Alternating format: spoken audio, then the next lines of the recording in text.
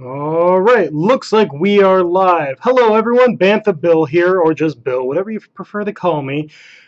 On this Tuesday, which is April 14th, 2015, for our live show, today we are going to be going over Bob's experiences at Operation Copperhead by American MILSIM. He's going to be in here joining me shortly.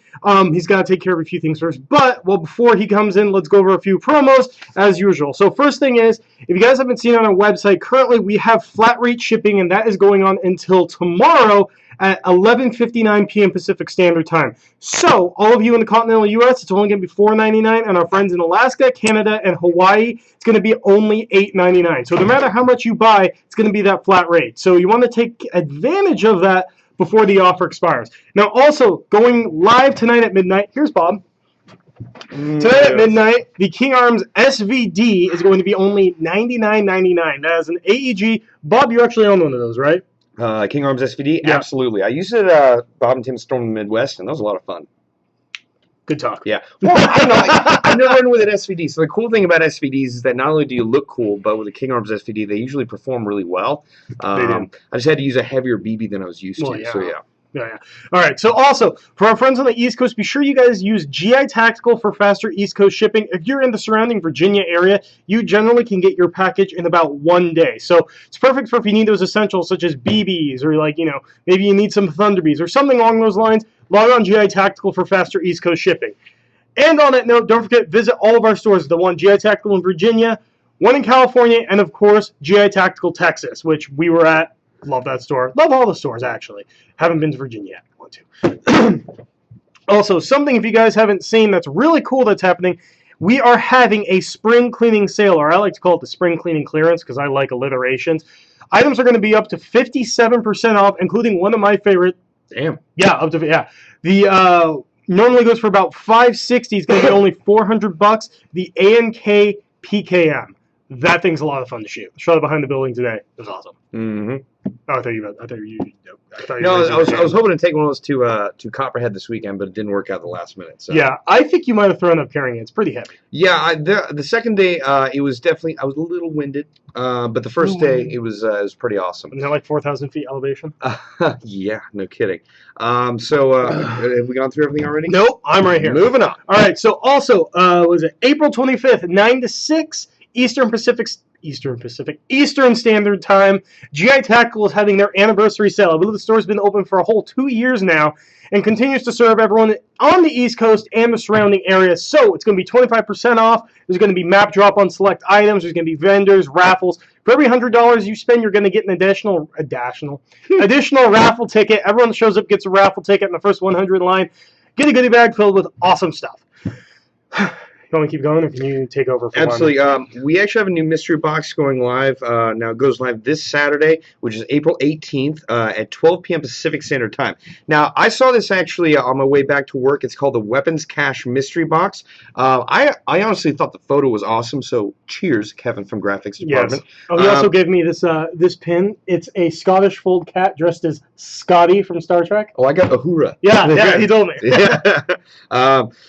So the Weapons Cache Mystery Box is going live this Saturday. And what's cool about it, in addition to all the other stuff inside of it, is that it features a monster box. And if you're not familiar with the monster box and our mystery boxes, that you have a chance to win a box that has multiple guns in there. Like some of them have like 5, 6, 7 guns in them. It's ridiculous. You essentially get a whole Airsoft armory out of a box, which is pretty awesome, which is why the Weapons Cache Mystery Box is extra cool. So get on that this Saturday, April 18th at 12 p.m. Pacific Standard Time. Also, if you're not aware, we are doing global shipping. We've been doing it for quite a while now, and I believe we've shipped to over 50 different countries except North Korea because they've been naughty.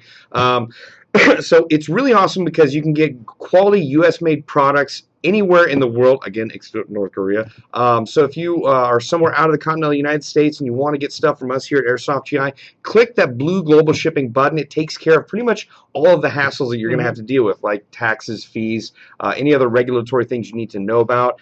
It's a really great way of getting our goods and products out there all across the world. Also, we're adding on a new really cool night to our walk-in stores. It's called BB Tuesdays, sort of like Taco Tuesdays, if you've ever had to deal with those, which they are delicious. Tacos are amazing. Yes, BB Tuesdays are going to happen every Tuesday at our California walk-in store.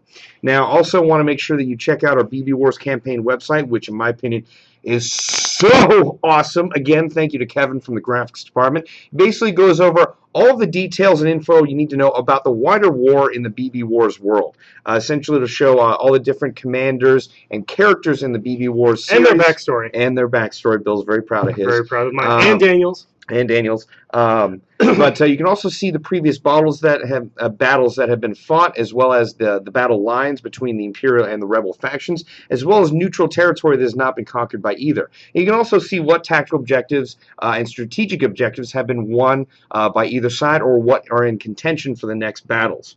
In addition to that, we've got our Boneyard that has been recently restocked. And don't forget, Wednesday night is team night at each one of our walk-in stores from coast to coast, California, Texas, and Virginia. So Wednesday night is team night from 5 p.m. to 7 p.m. That's in their local time zones.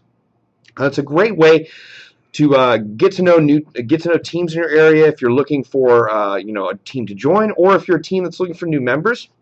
In addition to that, you can find out about events that are going to be in your local area, and you can take advantage of our sales that are going to be going on only on Wednesday night at team nights, which we're still doing. Buy 2 bottles of green gas, get the third one free. Buy 2 bags of BBs, get the third one free. Buy 2 cartridges of CO2. And you get one free. You get the third one free. All right. All right. I want to answer one thing, or I want to say 2 things real quick. One, we're going to do shout-outs later in the show. And 2, yes, I did get shot in the face, and this was the first time, for those of you that are saying, yeah, my paintball mask didn't help for me very much. I wasn't wearing a paintball mask. I was actually wearing a real Kevlar helmet. I was wearing goggle eye protection. I was wearing a lower mesh mask, and I was wearing electronic ear protection, and I still got shot in the face, which was technically my own fault. It was your own fault. Bill will get into that later. Yep, I will. So yeah. So today we're going to be doing a after-action report or battle report on American MILSIM's Operation Copperhead, held in Playas, New Mexico. Bill, what were your thoughts? Because Bill didn't get a go. Honestly, I had an excellent experience, Bill. I wish you were there. Would have been nice to have you there. It looked like a blast. It was quite a blast. And actually, this was the first time, I believe, they've ever done a night direct action mission, which I was unfortunately unable to take part in. But the field itself was amazing. The weather happened to be incredible for the actual days of the gameplay. It wasn't too windy. It was very temperate. And it's, like you said, I believe it's the housing complex for an old mining town, copper mine. Yeah, I believe that's hence name Copperhead. I'm pretty sure that's what it was. At least that's what I read somewhere. Yeah, so there are a lot of outdoor engagements at longer ranges, but there are also a lot of really close quarter engagements inside buildings, which is how I got this guy. There are also vehicles at the event. There were a variety of vehicles, from technicals to gun trucks. There was also someone had the interesting idea to rent a U-Haul van and use it as a transport truck, which ended up being horrifically effective. There are a lot of folks with rocket launchers, machine guns, DMRs. They actually had those tag-in grenades. Are you talking about the regular tag ones or different ones? The grenade launcher ones. Oh, yeah. But they also had some tag grenades that were the hand-thrown ones. They were the actual grenades with the spoon on them. Wait, what? They're R2B grenades. It's a small black one, and it. Oh yeah, same company. What you're talking about? Yeah, they have cool. They have the ones that detonate. They have the ones that detonate that throw paint for paintball. They have the ones that detonate that throw airsoft BBs, and those are the ones that were at the event. I got grenaded by those no less than 4 times, and thankfully, due to Bill's precognizance, I purchased some Howard Light ear protection, which saved my ass, so to speak. They went off literally from me to Bill's drink, which is literally right here.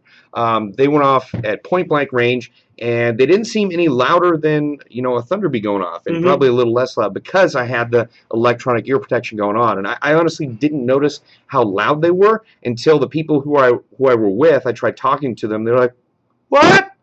I can't hear you, Bob." So it was interesting. I mean, I'm glad I had that ear protection on. It was also cool because those grenades, they seriously detonate to where when we put it into a room, like I believe Aaron Moore, the head of our tech department, threw it into a room that people had killed me from.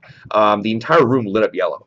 and it was like just a completely dark room, and I was That's like, wow. Man, And I that remember was awesome. it went off, and I heard someone go, "Oh my god!" So it was really funny. Oh my god! In fact, probably the funniest part of the event for me was I was assaulting with Jonathan from Airsoftology. We hit this building, and we realized we pushed kind of far into UFS lines, and we decided to hold the building no matter what. And I guess UFS decided to take it back no matter what and hit us with basically a reinforced platoon. We ended up losing our medic first. We lost people here and there until it was only really Jonathan and myself from Airsoftology. So we kept fighting our way backwards, deeper and deeper into the building until we got into the garage, and we had literally nowhere to go. So basically, Jonathan decided at that moment to he needed to change the SD card on his camera. Oh, of course. And I was like, Jonathan, hurry up! And I gave him my 45, and I was going to give him my shotgun, and then that's when UFS started entering the building. So I shot guys as they were entering, and I believe the guys that made it into our room, I shot the first 3 guys that made it into our room, and the 4th dude,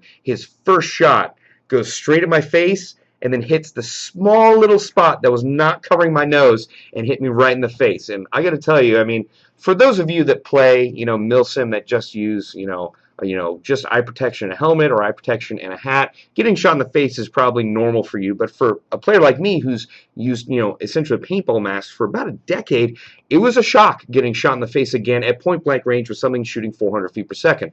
I was not the most happy camper. But were there few expletives? No, I didn't say anything bad. I actually asked the ref. I was like, Jesus, did he shoot a grenade at me? Because I wasn't used to, because I couldn't make out what exactly he shot, but I did see he had a grenade launcher, and I thought maybe that happened. But I was like, damn. And before I could say dead man or I'm coming out, a grenade comes in, and it was one of those R2B grenades. It lands right at my feet, and I had time enough to go, Jesus, and I couldn't finish anything else. Like, boom! I was like, oh my god! And I was about to come out again. They threw another one in, and then a thunder bee, and then they threw a smoke grenade in, and we threw that out because you're not supposed to throw those in buildings. So finally, I had a single opportunity to exit the room, the spider hole that Jonathan and I were hiding in, and he was still alive. So I put my gun out, I go out, and I wanted to see how it ended up, because as I walked out of the room, there were about 20 dudes inside the building waiting to run in on Jonathan. Oh my god. And he still had my 45. And I guess he carries the K2A 1911 Mark series. So he had my 45, and he had 4 more magazines for it. So it was the first 2 guys. It was like last stand, right? Yeah, no, the first 2 guys came into the room, and he put 7 rounds into them each. And I guess he still had his Polar Star gun, which he'd unhooked. So he dropped the gun, connected his Polar Star really quick, and then started doing work with that. and then he decides to throw out a grenade, and guess who it lands on? On you. This guy. So 20 guys in the room. He throws out the grenade. It lands right next to me, and I go, I roll over, and that's it. I guess that makes sense in real world or a movie or something. But for me, I should have put my helmet towards it, because all I did was expose my butt and my groin to the blast, which was not that comfortable. But then I remember saying Jesus, that's 4 times. But, and on top of that, he throws a grenade, and he decides, these guys have been grenading me, and trying to shoot in here. They're not having fun. I'll just do a Butch Cassidy and run out. So Jonathan runs out of the room. First 2 people he shoots, one, our cameraman, then me, and then he goes for the UFS guys, and then they light him up. So it was a hell of a last stand. I can't wait for his footage to come out. I can't wait for our editor to go through our own footage, because there were so many different parts of this op. There were control points, there were checkpoints, there were vehicles, there were vehicle on vehicle battles. I mean, if you've never been to an American MILSIM event, it's definitely pretty amazing to take part in. And there's a big difference between our events and MILSIM events, because our events, we try to include the vast majority of people that can come out. If you have a spring shotgun and some iPro, you're more than welcome. You're gonna have a fun time at our events. However, with MILSIM events, there's a lot more preparation that comes with it, and it's very evident at the event. It's not so much preparation on the. I mean, there is different preparation for event staff, but as a player, you really have to prepare. I mean, you can't go out to these events, just having maybe a set of hot dogs, my pro, and a spring pistol. You really gotta. You have to have faction specific uniforms. Wait, a set of hot dogs? Yeah, just for food. Oh, okay. Not I was like, ammo. I think are people throwing hot dogs? I'm gonna ride the local tragedies. No, no. But yeah. So I mean, you really have to take pains to make sure that you know the rules ahead of time. That everything's gonna be required of you, and the rules of the specific AO, because there were a lot of smoke grenades being thrown, but there were also some people with what looked like homemade aluminum smoke grenades, and those actually started some fires. And our editor is going to see there's a couple points when we had to stop the game and put out the fires. So it was pretty crazy. I mean, I've heard that you can make smoke grenades like actually like out of household stuff, but Jesus, ones that start fire? Ew. Yeah, well, I mean, it's weird. It was just the aluminum ones I saw that were starting the fires. I didn't see anything cold like the other stuff. Like, were they shiny aluminum or were they like painted? Yeah, it was like raw aluminum. Oh, okay. Because Yeah. it's like, well, ones if they're metal, like those could be legit ones, and those ones are hot burning, so they'll actually scorch the ground around it. Yeah, but I will say that you know, I did get to run a Crytek Arms SPR for this event. It was great. It was actually perfect for the outdoor, the long ranges I had to get. Also, Aaron Moore, the head of our tech department, ran his DMR, which worked phenomenally. And Vince Kim, General Kim, the sales lead of the walk-in store, was running a M249, which is doing some work. It was dual awesome. tank Polar Star. Dual tank Polar Star, and he was on top of buildings, and he was shooting. He was telling me about that. And he said he couldn't collect the kill cards because he's like, dude, I got like 30 or 40 people just on top of a building. Yeah. You know, he ended up being like one of the only people left up there because everyone else ran out of ammo. He's like, nope, not me. And we were moving up on their control points, and he would actually tell us like, hey, there's like guys in the brush like 30 feet in front of you, like don't stand up. And we're like, oh.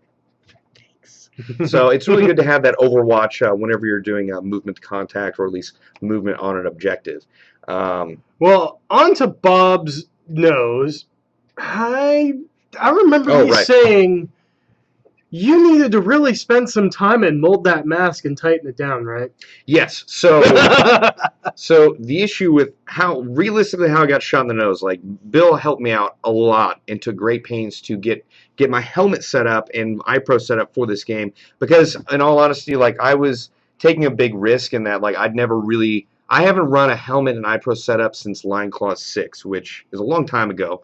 Yeah, I know what I've never actually run a helmet, goggle, and lower mesh mask and electronic ear pro setup. So you're helping me do that based on your experience. I got a real Kevlar Mitch 2000. I have the Howard Lights ear pro, which I set in underneath that. I had the mesh mask, which you custom fitted so it wouldn't conflict with the ear pro. And the one thing that Bill told me to do, he's like, Bob, you need to do this. You need to spend a lot of time and mold it to your face. I probably spent a good 30 seconds to a minute and a half. And mainly that was because I was working the booth. I got sidetracked by a lot of people showing up. So I had a lot of things on my mind, and I didn't spend as much time as I should have. And this is the results. Here's what I'm gonna say: is when you get some spare time, get a pair of pliers or something like that, and then just start working it. Yeah. Giggity. Yeah. Okay. Overall, it was really interesting though, because so many people are used to just me wearing my paintball mask that no one recognized the AMS staff. Like the only one who knew I was there was Bo, because I talked to him earlier in the day. But JP, Rick Kastner, like all the AMS staff were like, "Oh, Bob, you're here." Yeah. Like I ended up I ran into someone else, one of our industry friends, whose name rhymes with Lethro. Oh.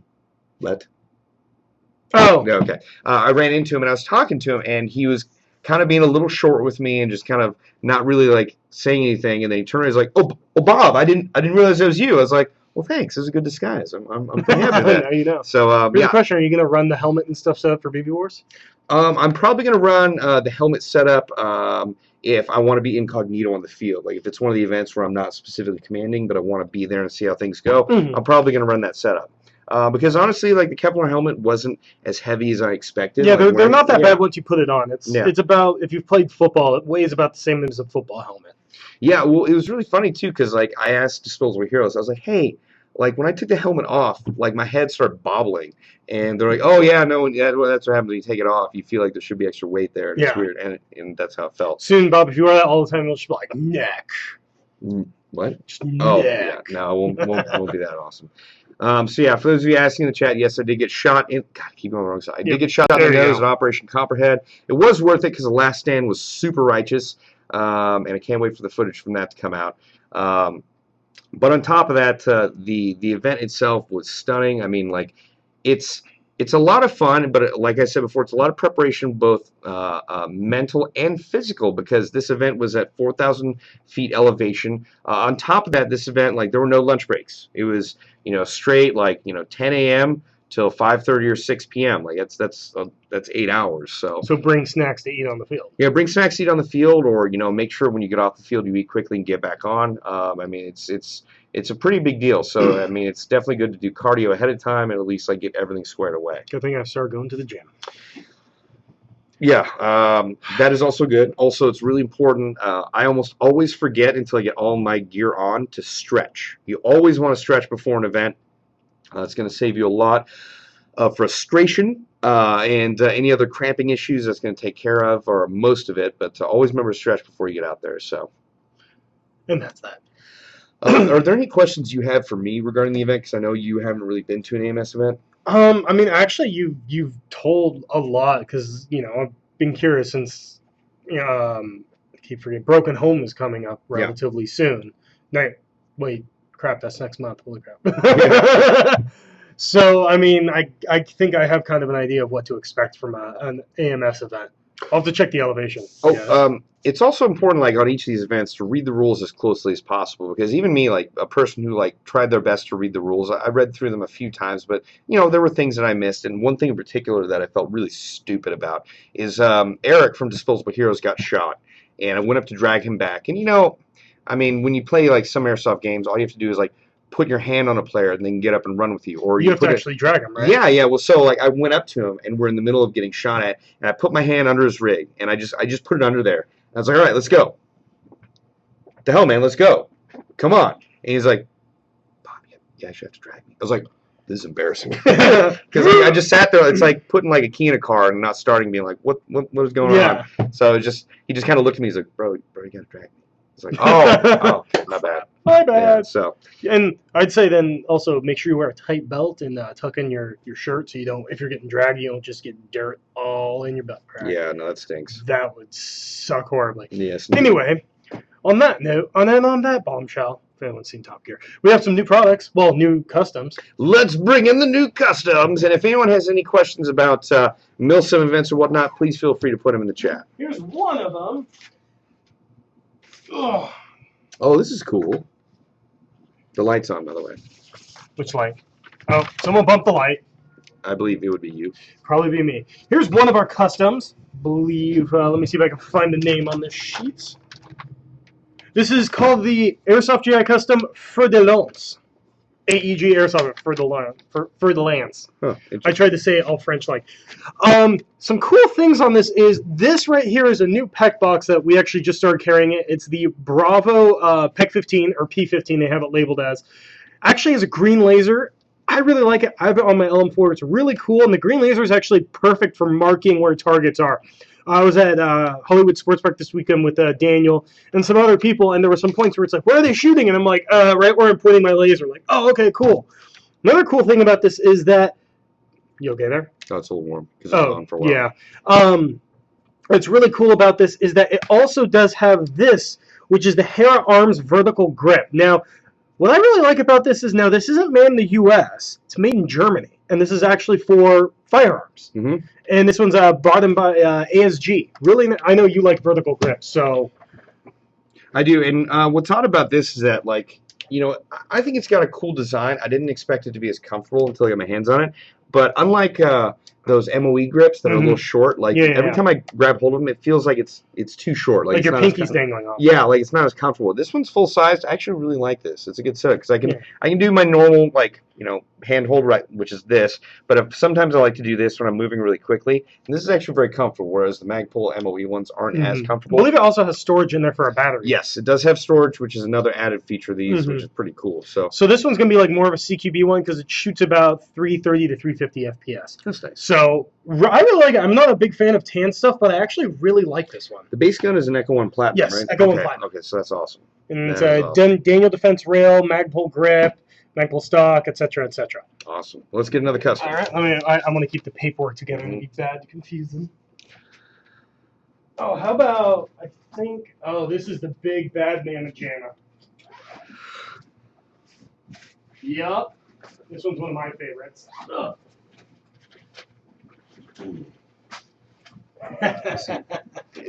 Shot of this guy. Now this one is called the Airsoft GI. This is an Extreme Custom Armory LMG Striker HPA. Oh, snap. Yeah. This is awesome.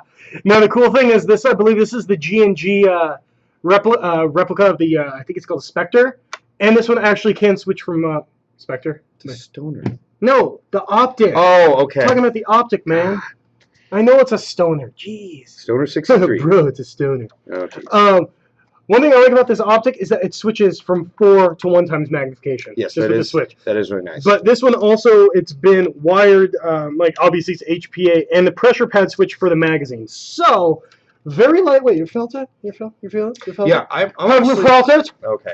I've always been a huge fan of the Stoner 63 machine gun because of its history in Vietnam and the fact that it was so customizable and had was one of the first guns to have 10-round burst, which is awesome. Also, it looks like they've got a rail system on here, which is pretty cool because usually down here would be where the charging handle is.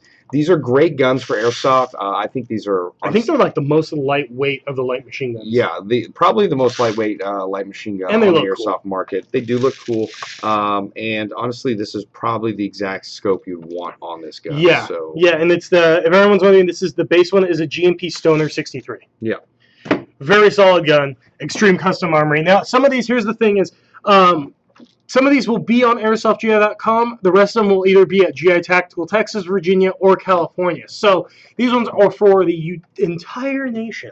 Let me pull out another one. Ooh, how about an RM4? I can dig that. This one I actually pulled out of the box. I really liked this one. This one is called Airsoft GI Custom ERG Venerable.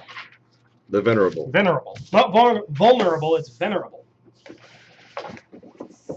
So here's the gun itself. That's dope. It also is going to include the PEC 15 box to house the battery, as well as this barrel extension. Nice. And this optic. Oh. So all of that is included with this one. But yeah, you know, I'm not a fan of the shoulder guns, but I really like this one. You know, I think this rail combo with this AFG actually does feel pretty good, especially once you get the rest of the setup on there. And it's nice. It comes with an optic and the PEC box. You're definitely going to need the PEC box. It comes with a lot of different stuff, which is really nice. Yeah. I like ERGs, bar none, just because even if like you're not shooting anything or not hitting anything, the act of shooting is so much fun with this gun because of the added recoil. This is, in my mind, the closest you get between an AG and a gas gun, i.e., having the high amount of rounds downrange with that added recoil. So, and this one right here is the Airsoft GI Custom LM4 Tempest. It's got the, I believe this is the VFC stock on here. Let me see if I can get it going up. Nope, I can't get it. What was that called again? Tempest. Tempest? Tempest. There's no Tempest. Oh, nice. Yeah. Pre-upgraded by our tech, so you're going to be seeing better compression. Ooh, ambi selector. All right, like it even more. Very solid. So for the folks that are asking, what happened to you, Bob? Why are you so tired, Bob? One, I'm tired because I've been up for, well, not a couple days straight, but this weekend was very tiring going to Operation Copperhead and driving 10 to 12 hours back. So very tiring. Also I got shot in the face while wearing a lot of face protection at Operation Copperhead. I'm just kind of unlucky like that. So hopefully that'll be the last time I have to explain it, but probably not. So probably not. No. All right. So we've seen an LM4. We've seen two that have some recoil. I think we got Dos Mas. I don't speak German, but it sounds fancy. All right. Glad you know your languages, Bob. Nope. Not one bit. Nope. All right. Well, let's see if there are any questions that I haven't already answered yet, and hopefully that aren't. Hey, Bob, what happened to your face? You know what happened when I went into my audition today, and they asked me about my face? Like I told them the story of what happened, like more or less, and they're like, next time just say knife fight.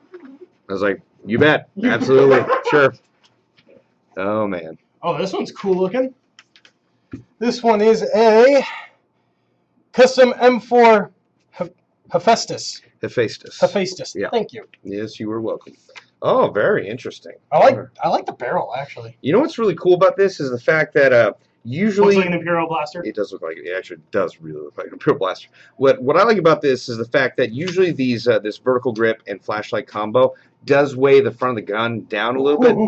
But with this rail setup, it's already really light, so the gun itself is is incredibly light and well balanced. So I'm surprised. It's Okay, pretty this dope. one's my favorite out of the bunch. This one's the Airsoft GI Custom SR25 Big Daddy. Hey-o! You're just happy because it said Big Daddy. Big Daddy. That's the only reason, isn't it? Yeah.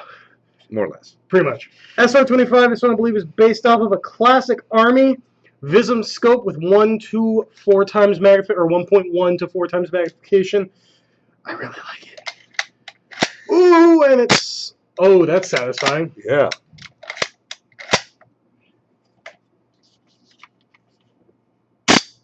Very satisfying. Well I played. always liked SR25s. Did you, Bill? Indeed, I'm out of breath for some other reason. Is that normal? You're so excited about the gun. I'm so excited about the gun. Okay. Yeah, it's pretty cool looking. I would definitely use that scope with that gun as well. Bit too in depth there. What? Although it says norm. That's interesting. Norms! Norm. I assume that's for normal gas displacement. So. No. Oh, yeah, exactly. See, look, it says, so, you see? Sup for suppressed, and then the other side says norm. I don't want to hit Bob in the face again. Normal, yes. Norm. Okay, that's all of our G4, not G4. We have a bunch more Airsoft GF customs coming out. These are just some of them, so be on the lookout. Yeah, we've got a lot coming out from our tech department. Don't forget this, Bill. Yeah, no, I'm grabbing things. All right, so we will get to questions and shout-outs very quickly here. Bob, favorite field gun and CQB gun. All right, favorite field gun would have to be my LM4, although the Crytek Arms SPR is definitely coming up that ramp towards being a big favorite of mine. However, my go-to would be my KWA LM4. For CQB, it's a tough one. I do like my KWA KMP9. However, I also like tri-burst shotguns a lot, or tri-shot shotguns. And those are really affordable. Like a lot of them are $50. I also use my Tokyo Marui 870 shotgun, which can switch from 3-shot to 6-shot. That's definitely a lot more expensive. I think around the $350 mark. Yeah, it's right around there. So yeah. What is your favorite field in CQB gun? Field is going to be my LM4. For CQB, honestly, I really like a tri-shot. They're really affordable, and the thing is, they're really lightweight, so you can run very quickly and like just have a gang of shells across your chest and actually rock pretty hard. Good talk. Yep. See, Taekwondo man. Apparently, it's your birthday today, and you're 15. So happy birthday! Happy 15th birthday! Hey-o. Say happy birthday, Bill. Happy birthday. Scene. Anyway, congratulations. We hope you have a really great birthday, and thanks for being on our live show. Let's see if there are any other questions. Hi, I'm all the way from Scotland, and what do you guys think of the Tippmann M4? I definitely have a lot of thoughts on the matter. Bill, do you have anything you want to say first? I've only shot it a few times, but the thing's a lot of fun. I like the fact that you can adjust really the rate of fire on it, as well as the FPS, and still maintain like the same amount of kick. Because I know it's based off of their, I forget what line it is, but their actual paintball guns, like a reciprocating system. Yes, yeah. It's they have become known in the paintball industry for making, obviously a wide variety of guns, but also guns that are incredibly reliable. In fact, I always used to call Tippmann guns, when I used to play paintball, the AK-47s of the paintball world, because they're just so reliable. So they use that same system in the Tippmann M4, and it's really cool. I mean, you have the option of using both CO2 and an HPA line setup, which is a great option to have on a gun. You have adjustable rate of fire. You can't adjust the rate of fire up all the way to say 30 rounds a second. I think you can only get up to 22 rounds per second. Yeah, I think it's mainly to keep the reliability, because especially with the recoil system, it might start to shake itself apart. So there's a limitation on that. Yeah. So it does have limitations, but it does also have advantages in that it has extra options. So if you want to run CO2 or if you want to run HPA, you have both of those options and adjustable rate of fire and FPS. So it's pretty cool. I mean, I think the fact they're getting into the getting into the airsoft industry from the paintball industry is a huge step forward, and hopefully we'll see more stuff from them in the next few years. Task Force Phantom Airsoft is getting their shout out. Approved. Also, Bad Dog Team, your shout out is approved. And Advanced Novelty Tech, your shout out is approved. Mr. Munchman, shout out approved. Well played. Good to see you again. And Leslie Ando, your shout out is approved. Let's see. What is your favorite RIS system? That's tough. I feel like my favorite RIS system kind of changes as the wind ebbs because like new stuff comes out and I want to try those things and so on and so on. So right now, I've got two. I actually like the Fortis system, the Fortis rails, because they're lightweight and they're durable based on how they are put together. Normally, I don't like lightweight. Or I mean, I don't care as much as other players like Daniel do about how lightweight a gun is. I mainly like it for how cool it looks, and also the Fortis rails look really cool. So that is a huge step forward in my favor. And also, I'm running an M-Lock rail setup on my my AK for BB Wars events, and the M-Lock system is really ingenious. I actually like it more than the key mod system because I like fiddling with what attachments I put on the gun, and I actually find the M-Lock system a lot easier to put stuff on than the key mod system. It's less finicky. Yeah, exactly. Yeah, because I love the M-Lock system as well, and actually when I finish building my AR-15, the upper I'm actually going to put on it is going to have a Geisley M-Lock rail on it, so I'm going to have pretty much matching guns. Nice, that'll be fancy. Mm-hmm. Let's see here. When is the next live show? Well, it'll be almost this exact time, almost this exact date, but exactly a week from now. So, yes. Bob, my birthday is the 18th. Well, Lorenzo, happy pre-birthday. In 4 days. Indeed, yes. All right, and shout out to Daniel, who's not here today, but shout out to him nonetheless. And Julian Lopez, your shout out is approved. Someone's asking, Broken Home 4, question mark, exclamation mark, exclamation mark, exclamation mark. I will not be going to Broken Home. I will be at a wedding. However, Bill will happily take my place. Isn't that right, Bill? I will. You are, how happy are you about it? Very. Come on, you gotta be more happy. I'm really. You're really happy. Hopefully you'll get to ride in a helicopter, which I'm super jealous about. Alex Strickland, your shout out is approved. Okay. Let's see. Any other questions here? Our shout out 20 rat-sized cows. Someone was asking one cow-sized rat or 20 rat-sized cows. So 20 rat-sized cows. Do you guys plan on going to the second Maciversary this weekend? Sadly, we will not be at the Maciversary, but we do wish them the best. I've met the fellow runs Mac, and he seems like a very nice gentleman. Shout out to US Airsoft, who's here watching. We're actually working with him at Operation Copperhead this last weekend. He was out there filming all this cool stuff that was happening out on the field, as well as a bunch of us. And thank you again, Scott, for rocking with us, and also thank you for helping watch the booth. The comments are exploding. The comments are exploding, which is good. 12th Dirtman, your shout out is approved. Philip Bach, your shout out is approved, as well as Matt Silvestri shout out, which is approved. Okay, let's see some questions. Do you think 30 BBs per second is overkill for CQB? I actually think the limit is actually right on the money. Like I think 30 BBs per second is a pretty good like upper limit. I mean, it seems to me that it should be personal preference. Like, I don't need 30 BBs per second to make sure I get one. I mean, when I use gas guns, I've gotten a lot better at putting my first 1 or 2 shots on target. It forces me to do that because semi-auto is just a lot more effective with gas guns. However, I mean, if I'm using an AG and people are running between buildings, more often than not, I'll flip to full auto just so that I can get them in their run. But also that's because, it takes, a fraction of a second for the motor to wind up and for it to expel the BB, whereas gas guns, pull the trigger, it just goes out right that second. However, I'm not going to lie. There are some people that work in our department, you can say his name, Mark, who have guns that shoot like 40 to 45 rounds a second, and I'll tell you, I don't want to be on the receiving end, but I will gladly take Mark's support. I am so happy every time Mark is on my team, because if you guys have ever watched an old World War II movie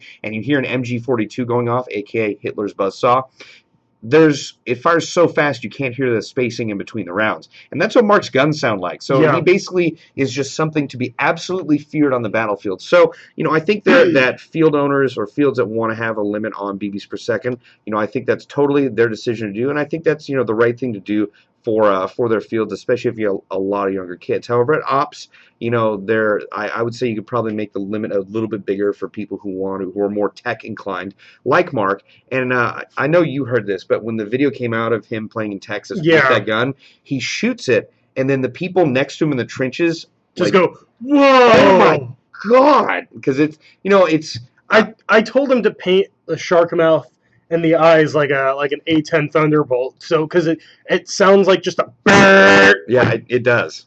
It really did, and it was fun to see it happen too, because I think a lot of people ask him like, "Hey, did you dual sector gear that?" And I don't think he did. No, he It's didn't. just straight It's tech. just 18 to ones, and Yeah. Mark just knows how to tune it correctly.